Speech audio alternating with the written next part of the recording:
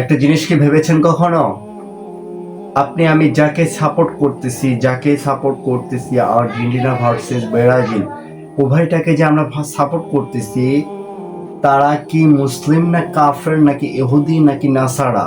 সেটা কি ভেবেছেন? আমরা যাকে সাপোর্ট করতেছি, যাদেরকে সাপোর্ট করতেছি, এরা কি আমাদেরকে জান্নাতে নিয়ে যেতে পারবে নাকি জাহান্নামে নিয়ে যাবে? সেটা কি আপনি একবারও চিন্তা করেছেন? মনের ভিতরে একবার পরিকল্পনা করেছেন?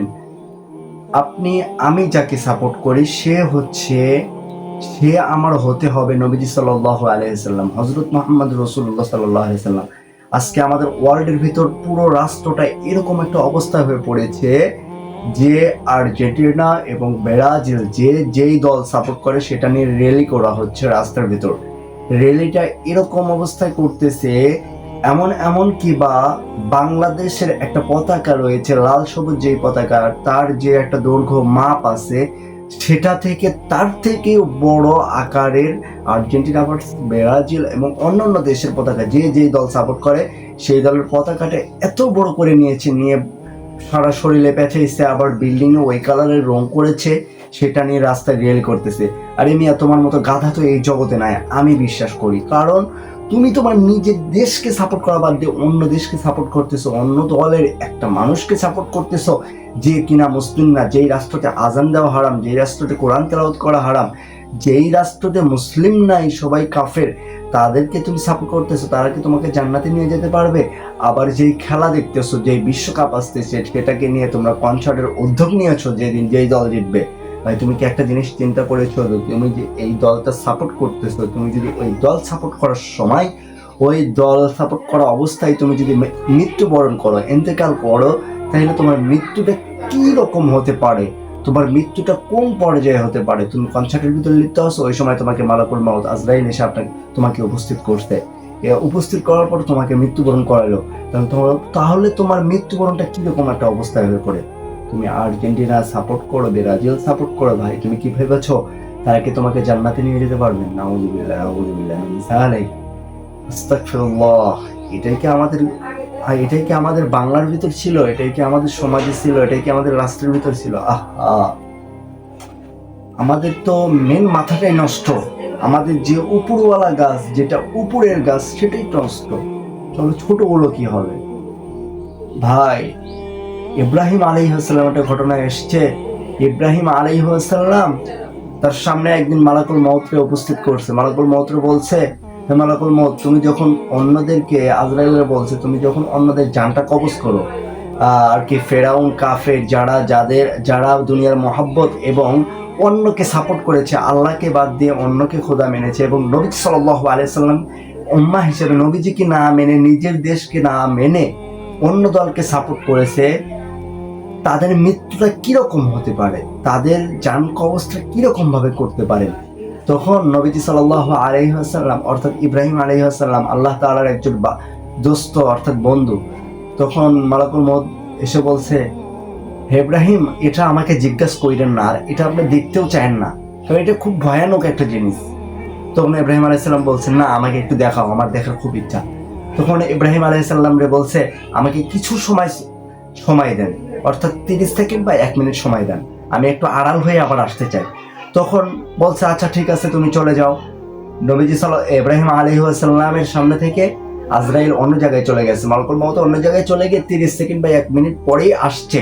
আসার পর সে এরকম একটা রূপ ধারণ করে আসছে, ইব্রাহিম আলাইহিস সালাম এক চিল্লানি দিয়ে সেখানে অজ্ঞান হয়ে গেছে। পরবর্তীতে অজ্ঞান, অর্থাৎ তিনি যে চোখ বন্ধ করে সেখানে সে হুঁশ হারায় ফেলছে।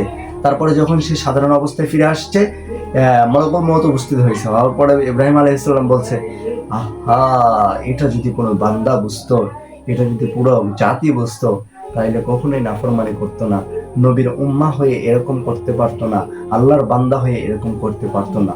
তাহলে দেখেন, আমি আপনি যেই দলটা সাপোর্ট করতেছি, যেটাকে সাপোর্ট করতেছি, ভাই, আজকে বাংলার জমিনটা এরকম একটা লাঞ্ছনা, এরকম একটা অবস্থায় হয়ে পড়েছে। আমি আপনি যাকে সাপোর্ট করি, সে কি আমাকে জান্নাতে নিয়ে যেতে পারবে? না, কখনোই পারবে না। একটা জিনিস খেয়াল রাখবেন, আপনার মৃত্যুটা কিরকম পর্যায়ের হতে পারে। ইব্রাহিম আলাইহিস সালাম তার এই কাহিনীটা দেখে তাকে জিজ্ঞাসা করছে মালাকুল মউত, আপনি কি এরকম ভাবেই জান কবজ করবেন?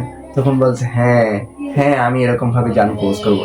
ইব্রাহিম আলাইহিস সালাম এই কথাও বলে দিয়েছে যে যেই ব্যক্তিটা 1 বছর অর্থাৎ তার বালেগ হওয়ার পর থেকে যতদিন পর্যন্ত বেঁচে থাকলো, সে যদি 70 বছর পর্যন্ত বেঁচে থাকে, সে তার জীবদ্দশায় যতগুলো পাপ করেছে, ছোট বড় সগীরা কবিরা যতগুলো পাপ করেছে, মলকুল মওত অর্থাৎ তুমি যখন উপস্থিত হবা, তার জানটা আপনি যখন কবজ করতে ধরবেন, সে এই দুনিয়াতে ওই জান কবজ করার সময় যে শাস্তিটা পাবে, সে এই 70 বছরের সগীরা কবিরার শাস্তি সেখানেই পেয়ে যাবে।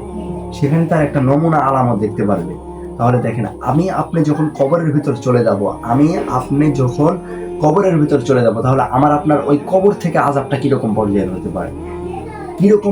হতে পারে, আপনি একটু নিজে পরিকল্পনা করে দেখেন, নিজে একটু চিন্তা করে দেখেন, আমার আপনার মৃত্যুটা কোন পর্যায়ের, কোন পরিমাপের হতে পারে। আমি আপনি কাকে সাপোর্ট করতেছি? নবীজিকে সাপোর্ট করা বাদ দিয়ে কাকে সাপোর্ট করতেছি ভাই? আমি আপনি তো একজন মূর্খ জাহিলিয়াতের যুগে বসবাস করতেছি, নিজের দেশকে সাপোর্ট করা বাদ দিয়ে অন্য দেশের একজন নাগরিককে সাপোর্ট করতেছি। ভাই, যার জন্য এত পাগল হয়ে গেলাম। কিছু গত বিশ্বকাপে মনে হয় আমি নিউজে দেখলাম, অর্থাৎ একটা ছেলে ব্রাজিল মনে হয় হারছে নাকি আর্জেন্টিনা ছেলে আর কি হেরে গেছে, হেরে যাওয়ার পরে সে আর কি এমন আর কি পরিকল্পনা করছে, এমন চিন্তা ভাবনা করে সে অজ্ঞান হয়ে মারাই গেছে মনে হয়। তাহলে দেখেন তার প্রতি কত ভালোবাসা। আর আপনি যে নবীর উম্মাহ, আপনি যে আল্লাহর বান্দা, এত গুনাহ করেন, তাহলে কি আপনার মনের ভিতরে একটা পরিকল্পনা আসে না? আহা, আল্লাহর এত পাপ করতেছি, আল্লাহর খাই, নবীর উম্মাহ, নবীর আদর্শ নাই, আমি মারা যাই, এরকম একটা চিন্তা পরিকল্পনা তো আপনার ভিতর নাই। ভাই রে যুবক রে ভাই, এগুলো চিন্তা ভাবনা বাদ দেন। নবীজি সাল্লাল্লাহু আলাইহি সাল্লামের উম্মাহ, আল্লাহ তাআলার বান্দা, সেই হিসাবে সগীরা কবিরা যত গুনাহ করেছেন এগুলো বাদ দেন। যেটা আপনার জন্য আল্লাহ তাআলা আপনার জন্য জায়েজ করেছেন, সেটাই আপনার জন্য জায়েজ। ইসলামে আল্লাহ তাআলা কোনো জিনিস আপনার জন্য কঠিন করে নাই। ইসলাম যতটা সহজ ততটাই কঠিন। ইসলাম শাব্দিক অর্থ, ইসলাম আপনার জন্য যতটা সহজ ততটাই আপনার জন্য কঠিন হবে। যেটা আপনার জন্য মানা সহজ, সেটা আপনার জন্য মানাও কঠিন হবে। ঠিক আছে, এটাই আপনার জন্য। আর এটাকে যে হালাল হারাম অবতরণ করে চলতে পারবে, যেটা হারাম সেটাকে অবলম্বন করবে, তাহলে আপনার লাইফ, আপনার এই জগৎ, ইহকাল পরকাল সবটাই আপনার জন্য কল্যাণ করা হবে ইনশাআল্লাহ তাআলা। আপনার জন্য এটাই কল্যাণ করা হবে। ঠিক আছে ভাই, এটাই আপনার জন্য পরিকল্পনা করতে হবে। আর আর্জেন্টিনা ব্রাজিল সাপোর্টার করতেছেন, ফ্রান্স, এটার জন্য আপনি অন্যদের সাথে মারামারি করতেছেন, এটা আপনার জন্য কোনো ফায়দা দিয়ে আসবে না। আপনি চিন্তা করে দেখবেন, আপনার কি করে কিন্তু কোনো গ্যারান্টি নাই। যত বড় MBBS ডাক্তার আপনাকে মেডিসিন খাওয়াচ্ছে, আপনাকে কখনো দিবে না, গ্যারান্টি দিবে না। জাস্ট আপনি যখন খেলা দেখতে যাবেন বা বিশ্বকাপে খেলা দেখার জন্য গিয়েছেন, টাকা খরচ করতেছেন, যে মেতা যে জজ বেসরাও, সেই অবস্থায় যদি আপনার সেখানে যদি আপনার মৃত্যুবরণটা হয়, আমি আপনাকে কিছু বলবো না ভাই, সেই অবস্থায় যদি আপনার মৃত্যুবরণটা হয়, কথাটা আপনি একটু মনের সাথে বুঝে শুনে বলবেন। এর জন্য হয়তো আপনার কাছে, আপনাদের নিকটে আমি তিক্ত হতে পারি যে ভাই এরকম ভাবে আমাদেরকে এটা একটা বললো, ভাই আপনাদের ভালোর জন্য বলছি। আমি নিজেও মানি এবং আপনাদেরকে মানার চেষ্টা করি। আমি আরো চেষ্টা করবো ভাই, আমিও খেলা দেখি, আমিও তো খেলাতে আসক্ত, ফুটবল প্রেমিক। তো যাকে সাপোর্ট করা দরকার তাকে সাপোর্ট করবো। খেলা দেখার সিস্টেম আছে ভাই। যারা কাফের, যারা অন্য মুসলিম, নবমুসলিম নয়, যারা কাফের, তাদেরকে সাপোর্ট করার কি প্রয়োজন ভাই? আপনি যাকে সাপোর্ট করতেছেন তার ভিতর নবীজি সাল্লাল্লাহু আলাইহি সাল্লামের আদর্শ থাকতে হবে, নবীজি সাল্লাল্লাহু আলাইহি সাল্লামের উম্মাহ হিসেবে বেঁচে থাকতে হবে। আপনি যদি সেই অবস্থাতে মারা যান ভাই, আপনাকে আমি কিছু বলতে পারবো না। সেই অবস্থায় যদি আপনি মারা যান, রাত্রিবেলা একটু বালিশের সাথে মাথা লাগিয়ে একটু চিন্তা করবে আমার আপনার মৃত্যুটা কিরকম পর্যায়ে আসছে। তাহলে এগুলো থেকে বেরিয়ে আসেন, চিন্তা ভাবনা করেন, পরিকল্পনা করেন, তাহলে দেখেন নবীজি সাল্লাল্লাহু আলাইহি সাল্লাম এবং আল্লাহ তাআলার ভালোবাসা নিয়ে থাকেন, ইনশাআল্লাহ তাআলা আমার আপনার লাইফটা বেটার এবং ভালো মানের হবে। ইন্না